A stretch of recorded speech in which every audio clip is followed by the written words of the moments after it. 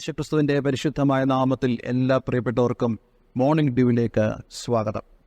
കഴിഞ്ഞ ദിവസം നെഹമ്യാവിൻ്റെ പുസ്തകം 1-ാം അധ്യായത്തിൽ നിന്നും നെഹമ്യാവിൻ്റെ പ്രാർത്ഥനയുടെ വിവിധ ഘട്ടങ്ങളെക്കുറിച്ചുള്ള ചിന്ത നമുക്ക് ചിന്തിക്കുവാൻ ദൈവം നമ്മെ സഹായിച്ചു. ഒന്നാമത്തെ ഘട്ടമായി നമ്മൾ കണ്ടത് ദൈവത്തിൻ്റെ മഹത്വത്തെ ദർശിക്കുന്നതായ ഒരു നെഹമ്യാവിനെ കുറിച്ചാണ്. രണ്ടാമത്തെ ഘട്ടമായി നമ്മൾ കണ്ടത് വളരെ താഴ്മയോടുകൂടെ തൻ്റെയും തൻ്റെ ജനത്തിൻ്റെയും പാപങ്ങളെ ഏറ്റുപറയുന്ന നെഹമ്യാവിനെ കുറിച്ചാണ്.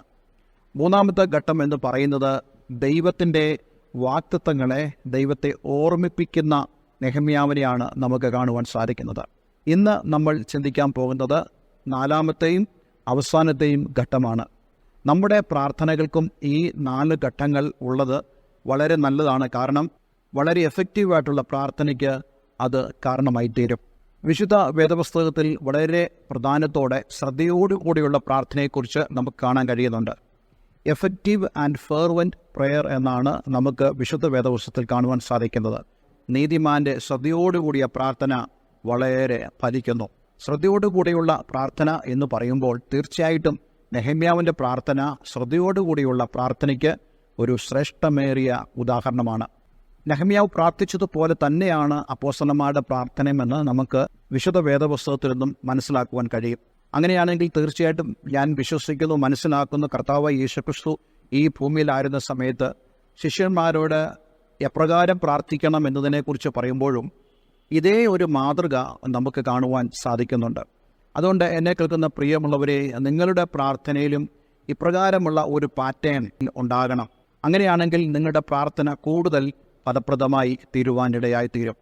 ഇന്ന് നമ്മൾ നെഹമ്യാവിൻ്റെ പ്രാർത്ഥനയുടെ 4-മത്തേതും അതേപോലെ തന്നെ അവസാനത്തെ ഘട്ടത്തെക്കുറിച്ചാണ് ചിന്തിക്കാൻ പോകുന്നത്. ആയതിനായി നമുക്ക് നെഹമ്യാവിൻ്റെ പുസ്തകം 1-ാം അധ്യായം 11-ാമത്തെ വാക്യം വായിക്കാം. കർത്താവേ, നിന്റെ ചെവി അടിയൻ്റെ പ്രാർത്ഥനയ്ക്കും നിന്റെ നാമത്തെ ഭയപ്പെടുവാൻ താല്പര്യപ്പെടുന്ന നിന്റെ ദാസന്മാരുടെ പ്രാർത്ഥനയ്ക്കും ശ്രദ്ധയുള്ളതായിരിക്കണമേ. ഇന്ന് അടിയന് കാര്യം സാധിപ്പിച്ച് ഈ മനുഷ്യൻ്റെ മുമ്പാകെ എനിക്ക് ദയ ലഭിക്കുമാറാകണമേ. ഞാൻ രാജാവിന് പാനപാത്രവാഹകനായിരുന്നു. ഇതിനു മുമ്പത്തെ ഘട്ടം എന്ന് പറയുന്നത് ദൈവം ചെയ്തതായ വാഗ്ദത്തങ്ങളെ ഓർമ്മിപ്പിക്കുക എന്നുള്ളതാണ്. സങ്കീർത്തന പുസ്തകം 81-ാം അധ്യായം അതിൻ്റെ 10-ാം വാക്യത്തിൽ നമ്മൾ ഇപ്രകാരം വായിക്കുന്നുണ്ട്: നിന്റെ നാവിനെ വിസ്താരത്തിൽ തുറക്കുക, ഞാൻ അതിനെ നിറയ്ക്കും. ദൈവത്തോട് നമ്മൾ പ്രാർത്ഥിക്കുമ്പോൾ നമ്മുടെ വായ വിസ്താരത്തിൽ തുറക്കേണ്ടത് ആവശ്യമാണ്.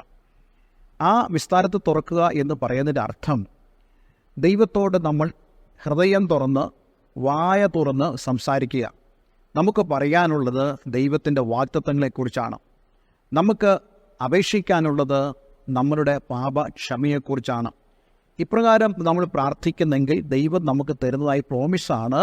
81-ാം സങ്കീർത്തനത്തിൽ നമ്മൾ വായിക്കുന്നത്, ഞാൻ നിന്റെ നാവിനെ നിറയ്ക്കുന്ന കർത്താവാണ് എന്ന് പറഞ്ഞാൽ ദൈവം ചെയ്യുന്നതായ പ്രവൃത്തികളെ, ദൈവത്തിൻ്റെ ഉപകാരങ്ങളെ ഇടതടവില്ലാതെ ഘോഷിക്കുവാൻ തക്കവണ്ണം ദൈവം നമ്മെ സഹായിക്കും.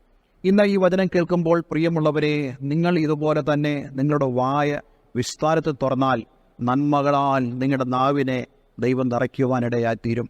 പലപ്പോഴും നമ്മുടെ നാവിലൂടെ നമ്മൾ ദൈവത്തോട് പിറുപിറുക്കുന്നതായ അനുഭവങ്ങളുണ്ട്. പലപ്പോഴും നമ്മൾ മിണ്ടാതിരിക്കുന്ന സമയങ്ങളുണ്ട്. ദൈവത്തോട് നമ്മൾ വളരെ പിണങ്ങിയിരിക്കുന്നതായ അവസ്ഥയുണ്ട്. പക്ഷേ അതെല്ലാം മാറി നമ്മുടെ വായ വിസ്താരത്തിൽ തുറക്കുവാൻ തക്കവണ്ണം ദൈവം പറയുന്നു, ഞാൻ നിന്റെ നാവിനെ നിറയ്ക്കുന്ന ദൈവമാണ്. ഇന്ന് അത് വിശ്വസിക്കുന്നവർക്കായി ഞാൻ ദൈവത്തിന് സ്തോത്രം ചെയ്യുന്നു. ഇവിടെ നെഹമ്യാവ് എന്താണ് പറയുന്നത്? തൻ്റെ പ്രാർത്ഥനയുടെ അവസാന ഘട്ടമെന്ന് പറയുന്നത് ദൈവത്തെ തൻ്റെ വിഷയത്തിൽ ഇടപെടുവാൻ വേണ്ടി താൻ ക്ഷണിക്കുന്നു എന്നുള്ളതാണ്. അങ്ങനെയാണെങ്കിൽ 4-മത്തെ പ്രാർത്ഥനയുടെ ഘട്ടമെന്ന് പറയുന്നത് നമ്മളുടെ പ്രാർത്ഥനയിലും ദൈവത്തെ നമ്മൾ നമ്മുടെ വിഷയത്തിലേക്ക് ശ്രദ്ധ തിരിക്കേണ്ടത് ആവശ്യമാണ്. എന്ന് പറഞ്ഞാൽ നമ്മൾ എന്തിനാണോ പ്രാർത്ഥിക്കുന്നത് ആ പ്രാർത്ഥന വിഷയത്തെ ദൈവത്തോട് നമ്മൾ പറയുന്നതാണ് 4-മത്തെ ഘട്ടമെന്ന് പറയുന്നത്. പക്ഷേ ഇത് പറയുമ്പോൾ നാം നെഹമ്യാവിൽ ശ്രദ്ധിക്കേണ്ട വളരെ പ്രധാനപ്പെട്ട ചില കാര്യങ്ങളുണ്ട്. താൻ ഈ വാക്യത്തിൽ പറയുന്നു, ഇന്ന് അടിയന് കാര്യം സാധിപ്പിച്ച് ഈ മനുഷ്യൻ്റെ മുമ്പാകെ എനിക്ക് ദയ ലഭിക്കുമാറാകണമേ. ഞാൻ രാജാവിന് പാനപാത്രവാഹകനായിരുന്നു. പേർഷ്യൻ രാജാവിനെക്കുറിച്ചാണ് ഇവിടെ നമുക്ക് കാണാൻ കഴിയുന്നത്. ആ രാജാവിൻ്റെ മുമ്പാകെ താൻ ചില കാര്യങ്ങൾ സംസാരിക്കാൻ പോകുകയാണ്. അപ്പോൾ ആ രാജാവിന് മനസ്സലിവുണ്ടാകണം.